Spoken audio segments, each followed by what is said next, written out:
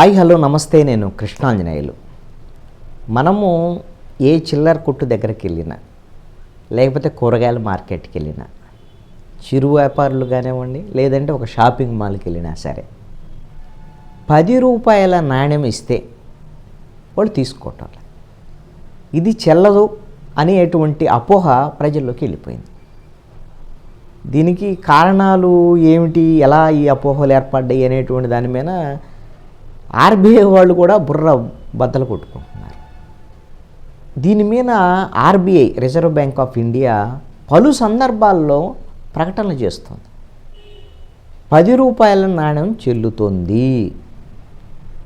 10 రూపాయల నాణ్యాన్ని గిన తీసుకోవటానికి నిరాకరిస్తే శిక్షార్హమైన నేరం ఇది. మీరు నిరాకరించొద్దు, ఖచ్చితంగా తీసుకోండి అనేటువంటి దాని మీద ఆర్బీఐ పలు సందర్భాల్లో ప్రకటన చేసింది. అసలు ఎందుకు ఈ విధమైనటువంటి అపోహలు వస్తున్నాయి అని అంటే, ఆర్బీఐ గమనించిన దాని ప్రకారంగా 2009 నుంచి 2017 వరకు ఆర్బీఐ 14 సందర్భాల్లో 10 రూపాయల నాణ్యాలని ముద్రించి దాన్ని ప్రజల్లోకి సర్క్యులేషన్ వదిలారు. అయితే అవి పలు సందర్భాల్లో తయారైన కొంచెం డిఫరెంట్ వీటిల్లో ఉన్నాయి, డిజైన్లో ఉన్నాయి.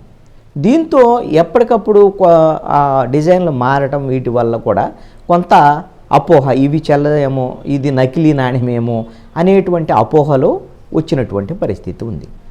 ఇప్పుడు 10 రూపాయల నోట్లు ఏంటి అని అంటే, ఎక్కువ మంది దగ్గరికి తిరుగుతాయి. 10 రూపాయలు అనేది ఎక్కువ సార్లు సర్క్యులేట్ అవుతుంది. అందుకని 10 రూపాయల నోట్లు ఎక్కువగా చినిగిపోవటము, అది బాగా దెబ్బతినటము, నలిగిపోవటం అనేది జరుగుతుంది. అందుకనే 10 రూపాయల నోట్ల స్థానంలో 10 రూపాయల నాణ్యాన్ని ఆర్బీఐ తీసుకొచ్చింది.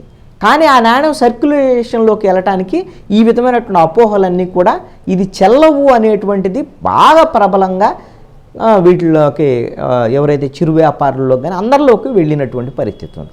అందుకని ఎవరైనా తీసుకోవాలంటే దీన్ని వాళ్ళు భయపడుతున్నారు, వ్యాపారులు భయపడుతున్నారు. ఇది సర్క్యులేట్ కావట్లేదు. ఏమవుతుంది, ఇది మొత్తము బ్యాంకు చెస్ట్లో ఈ మొత్తము నాణ్యాలు మొత్తము పేరుకుపోతున్నటువంటి పరిస్థితి ఉంది. ఈ నేపథ్యంలో ఈ ప్రజల్లో ఉండేటువంటి, లేకపోతే వ్యాపారుల్లో ఉండేటువంటి ఈ అపోహలను తొలగించడానికి కోసం ఆర్బీఐ కేవలం ప్రకటనలకే పరిమితం అవ్వకుండా వాళ్ళు ప్రత్యేకంగా మీటింగ్స్ కూడా పెడుతున్నారు.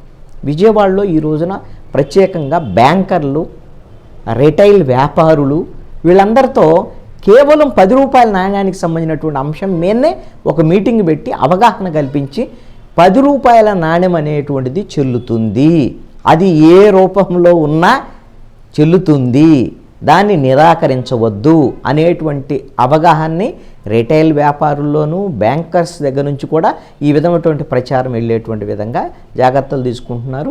మరి ప్రజల్లో ఈ విధమైనటువంటి అవగాహన వస్తుంది, 10 రూపాయల నాణ్యాలు చెల్లేటువంటి విధంగా, అంగీకరించేటువంటి విధంగా ఉంటుందేమో చూద్దాం.